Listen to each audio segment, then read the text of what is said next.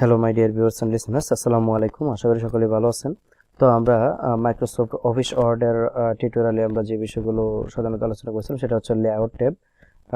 আমাদের যে সাউন্ডের প্রবলেমের কারণে আমরা পুরো অংশটি শেষ করতে পারিনি। তো আজকে আমরা শেষ করার চেষ্টা করব ইনশাল্লাহ। তো আমি প্রথমে কিছু টেক্সট নিয়ে নিচ্ছি।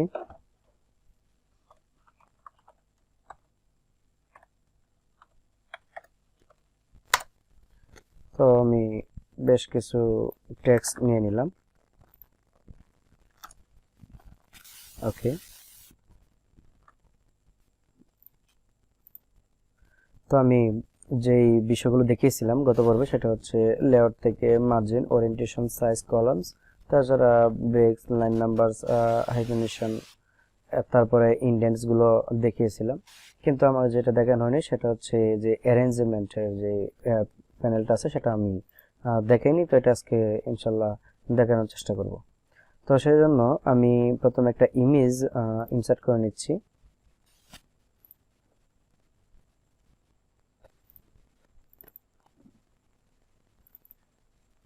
তো আমি এখান থেকে একটা ইমেজ নিলাম। এখন ভালোভাবে খেয়াল করবেন, আমি ইমেজটাকে একটু ছোট করে দিচ্ছি।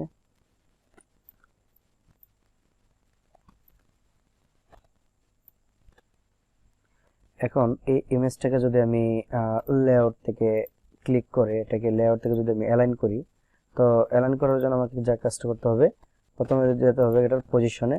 দেখেন, খেয়াল করবেন, প্রথমে যে পজিশনে যদি আমি ক্লিক করি, ইমেজটাতে ক্লিক করে যদি আমি পজিশনে ক্লিক করি, তাহলে একাকার অনেকগুলো পজিশন আছে। এটা হচ্ছে তার ডিফল্ট, এবং খেয়াল করেন এটা হচ্ছে ডান পাশের কর্নারে, এটা হচ্ছে উপরের সেন্টার, তারপরে হচ্ছে এটা হচ্ছে বাম পাশে কর্নার, তারপর হচ্ছে উপরে সেন্টার, তারপরে হচ্ছে এটা হচ্ছে গিয়ে ডান পাশের কর্নার, এটা হচ্ছে মাঝখানের, আমি একটু দেখিয়ে দিই।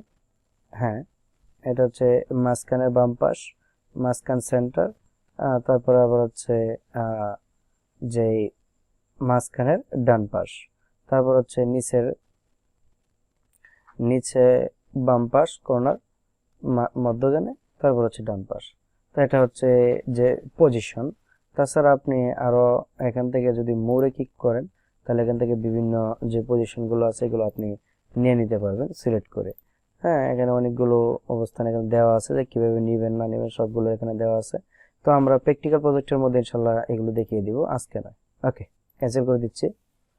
তো এটা এখানে আছে, যদি আমি ক্লিক করে পজিশন ইচ্ছা করলে আমি নিয়ে যেতে পারি। এবং যদি আমি র্যাপ টেক্সট যদি র্যাপ করি, তাহলে দেখেন র্যাপ মানে হচ্ছে যদি তাকে আমি ইনলাইন উইথ টেক্সট, এটা হচ্ছে ছবিটার যতটুকু জায়গাতে ততটুকু জায়গা নেবে এবং তারপর থেকে টেক্সট যাবে।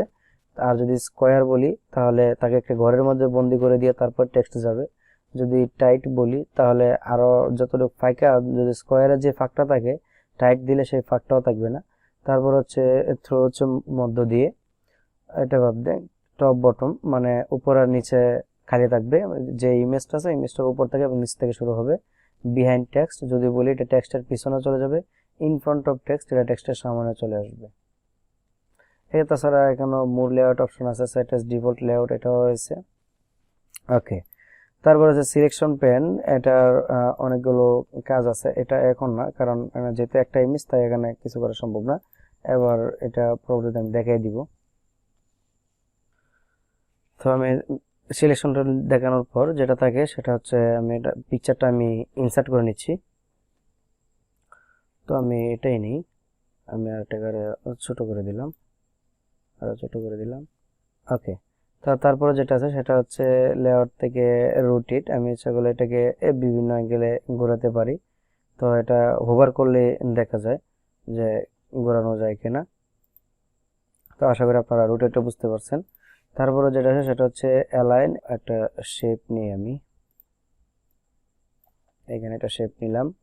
এবার শেপটাকে সিলেক্ট করে যদি আমি লেআউট থেকে অ্যালাইনে ক্লিক করি, তাহলে দেখেন অ্যালাইন লেফট বাম দিকে, অ্যালাইন সেন্টার মাঝখানে, অ্যালাইন টপ, অ্যালাইন বটম এই যে নিচের দিকে, তারপরে অ্যালাইন, মানে এখানে অনেকগুলো অপশন আছে, আপনারা দেখে নেবেন মিডল। এবার যদি এটাকে আমি বলি যে টেক্সট র্যাপ, যদি আমি এরকম অনেকগুলো অপশন আছে, যে দেখে নিতে পারবেন। আমি এই ইমেজটাকে ডিলিট করে দিচ্ছি। এখন যদি আমি এটাকে টেক্সট র‍্যাপ করি, এটাকে যদি আমি এখানে টেক্সট র‍্যাপ করি, তো এখানে এই যে টেক্সট র‍্যাপ মাঝখানে বসে গেল। পজিশন উপর দিকে নিয়ে যেতে পারি, সেন্টারে নিয়ে আসতে পারি। তারপর যদি বলি সেন্ড টু ব্যাকওয়ার্ড, টেক্সটের পিছনে send to bring to front, তারপর হচ্ছে bring to front of text, আবার send backward, send to backward, send back behind text, এখানে অনেকগুলো অপশন রয়েছে, অনেকগুলো অপশন এখানে আছে। ওকে, তারপরে অ্যালাইনটা তো দেখালামই, রুটেড তো এটা দেখালাম। তো আশা করি আমাদের লেআউট ট্যাবের যে যা কিছু ছিল তো সেগুলো আপনাদেরকে দেখানো হয়ে গেছে ইনশাল্লাহ। তো আমরা পরবর্তীতে পার্টে আমরা যা দেখবো সেটা হচ্ছে রেফারেন্স ট্যাব। এটা আমরা নিয়ে একটু আলোচনা করব। এটার মধ্যে বেশি একটা ইয়ে নেই, আলোচনার মতো কিছু নেই, তারপর আমরা একটু আলোচনা করার চেষ্টা করব। তো আজকে এ পর্যন্তই, আগামী পার্ট দেখার জন্য অপেক্ষা করুন। ধন্যবাদ সকলকে, আসসালামু আলাইকুম।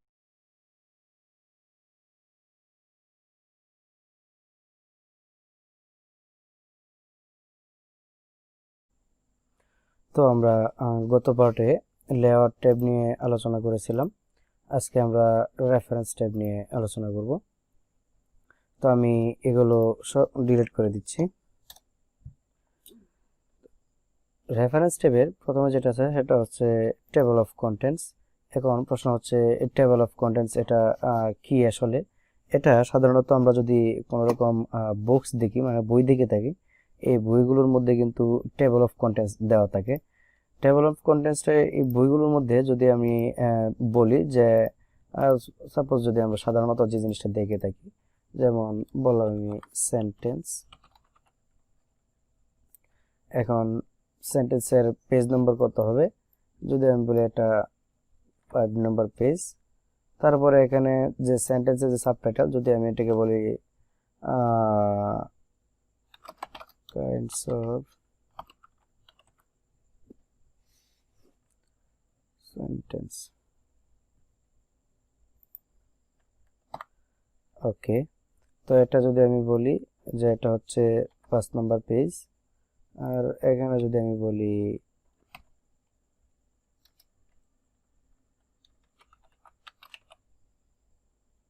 এটা যদি আমি বলি 6 নম্বর পেজ, তো এরকম ভাবে আপনার যেই টেবল অফ কন্টেন্টস তৈরি করা হয়, এক কথায় একটা বই লেখার জন্য যে ধরনের পদ্ধতি অবলম্বন করা হয় এটি হচ্ছে টেবল অফ কন্টেন্টস। এবার ইচ্ছা করলে আপনি এখানে আরো অনেক কিছু লিখতে পারবেন, লিখে আপডেট করতে পারবেন। এখন কথা হচ্ছে এটা আসলে কিসের উপর নির্ভর করে? এটা মূলত যে কাজটা করে সেটা হচ্ছে আপনার যখন আমরা কিছু লিখব তখনই লেখাটার উপরে যখন প্রায় 50 পেজ, 60 পেজ বা 100-200 পেজ হবে, তখন আমরা হেডিং নিই। হেডিং নেওয়ার পরে এই টেবল অফ কন্টেন্টসটা তৈরি করা হয়। তো আমি টেবল অফ কন্টেন্টসটা যদি দেখাতে চাই তাহলে এটা একটু অ্যাডভান্স লেভেলের কাজ। আমি মনে করি যে আজকে আমি আপনাদেরকে দেখাবো না, আমি জাস্ট একটু লিখে দেখালাম, কিন্তু আমাদেরকে লিখতে হবে না, অটোমেটিক্যালি তৈরি হয়ে যাবে। তো সুতরাং আমি টেবল অফ কন্টেন্টসটা আজকে এখন দেখাবো না, পরবর্তীতে ইনশাল্লাহ এটা দেখাবো। আর তাছাড়া এখানে আছে ইনসার্ট ফুটনোট, এটা হচ্ছে ফুটার হিসাবে, মানে বইয়ের নিচে যে জিনিসটা থাকে, যেমন আমি বললাম ফর্মা 9, তো এই জিনিসগুলো কিন্তু বইয়ের নিচে থাকে, এখানে অনেক ধরনের অপশনগুলো থাকে। তাছাড়া এরকম লেখা থাকতে পারে, কোনো কোটেশনে লেখা থাকতে পারে, এরকম অনেক কিছু লেখা থাকতে পারে। আর এই যে কর্নারে যেটা আছে সেটা হচ্ছে পেজ নাম্বার। ওকে, তো এখানে পুরোটি হচ্ছে সাধারণত রেফারেন্স টাইপ, সেটা হচ্ছে একটা বই তৈরি করার জন্য বা একটা পিডিএফ তৈরি করার জন্য, এটা এর চেয়ে বেশি কিছু নয়। ওকে, তো আমরা এগুলো অ্যাডভান্স লেভেলে দেখব। তারপর আমরা যে ট্যাবটা দেখব পরবর্তীতে সেটা হচ্ছে মেইলিংস। তো আমি এগুলো ডিলিট করে দিচ্ছি। যেমন আপনি যদি চাইলেন যে আমি একসাথে প্রায় 1000 ব্যক্তির জন্য আমি চিঠি তৈরি করতেছি, যে একটা চিঠির মধ্যে 1000 ব্যক্তির নামে হবে, একটা চিঠি 1000 ব্যক্তির নামে হবে, অর্থাৎ 1000টা চিঠি হবে, যেন আমাকে বারবার লিখতে না হয়। উদাহরণস্বরূপ বলা যায় যে আপনার কোনো একটা প্রতিষ্ঠানের কোনো একটা বাৎসরিক সভা বা মিলনায়তনের জন্য আপনি দাওয়াতপত্র করবেন, এখন দাওয়াতপত্রের জন্য আপনি দেখা গেল যে আপনার যে প্রতিষ্ঠান সেই প্রতিষ্ঠানের জন্য যে গেস্ট তাদেরকে যদি আপনি দাওয়াতপত্র দিতে চান, তাহলে চিঠিটা একই রকম হবে, কিন্তু গেস্টদের যে নামটা আপনার ভিন্ন হবে। তো যদি এরকম আপনার গেস্ট থাকে প্রায় 5,000, তখন কিন্তু আপনি 5,000টা ইমেল যদি আপনি বা পত্র যদি আপনি লিখতে চান, 5,000টা চিঠি যদি আপনি একই রকম চিঠি কিন্তু নামটা চেঞ্জ করে করে লিখতে চান, তাহলে আপনার কিন্তু বিশাল সময় লাগবে। আর যদি আপনি প্রথমে এক্সেলের নামটা লিখে নেন, তারপরে যদি আপনি এই চিঠিটা যদি আপনি এটা মেল মার্জ করেন, মানে এই যে স্টার্ট মেল মার্জ, এটা দিয়ে যদি আপনি করেন, তাহলে আশা করি আপনি কিছুক্ষণের মধ্যেই সবগুলো মেল একসাথে পেয়ে যাবেন। তো এটা হচ্ছে মেল মার্জের কাজ। তো এখানে অনেকগুলো অপশন রয়েছে, কিন্তু আমি সবগুলো অপশন আপনাদেরকে দেখাবো না। তো আমি মেল মার্জটা প্রথমে দেখাবো। এই জন্য আমি যে কাজটা করব, আমি প্রথমে এক্সেলটা ওপেন করে নিব। তো আমি এক্সেলটা ওপেন করে নিচ্ছি। আমি একটা এক্সেলে ব্ল্যাঙ্ক ডকুমেন্ট নিলাম। এক্সেল হয়তো আপনারা অনেকে কাজ জানেন না, যারা নতুন, কিন্তু জানার দরকার নেই, আমি শুধু যেটা বলি সেটাই আপনারা একটু দেখে যান। যেমন আমি এখানে প্রথমে বললাম নেম, একটা কলাম নিলাম, সরি আমি এখান থেকে ডিলিট করে দিচ্ছি।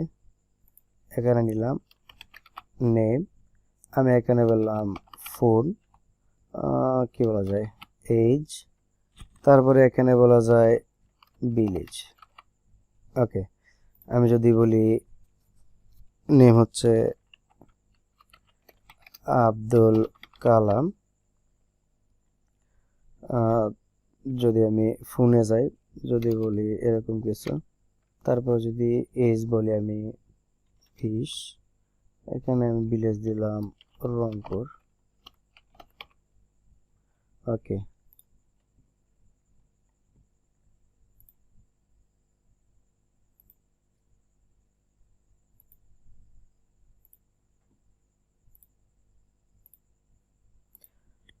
ওকে, তারপর যদি আমি এখানে বলি মোমেন মিয়া, এখানে আমি সবার মোবাইল নাম্বারটা একই দিয়ে রাখবো। আর এখানে দিলাম আমি 18 বছর।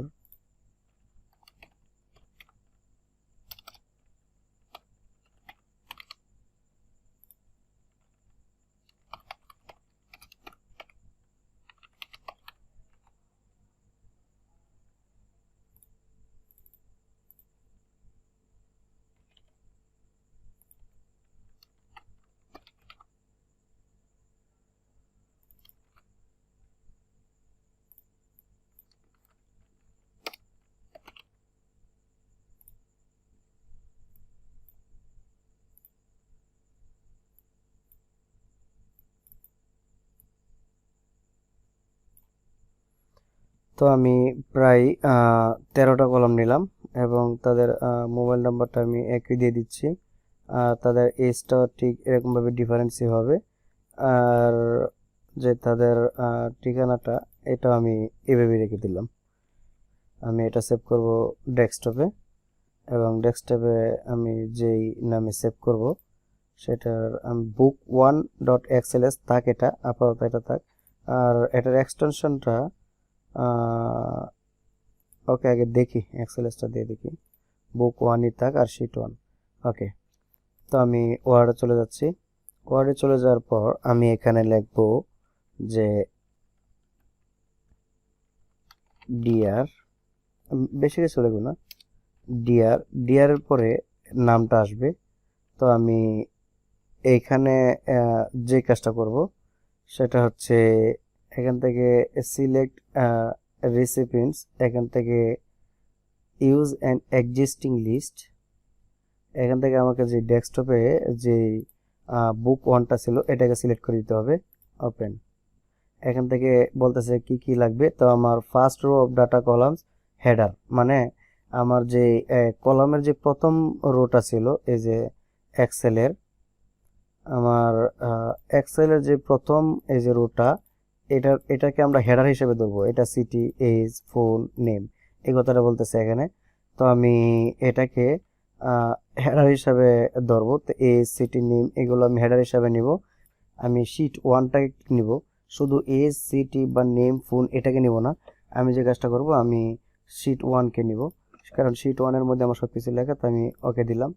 দেওয়ার পর এবার যদি আমি এখানে ক্লিক করে ইনসার্ট মেল মার্জ, এখান থেকে আমি যদি ইনসার্ট মার্জ ফিল্ড, এখান থেকে আমি নেম, এখানে যত নেম আছে সবগুলো হবে।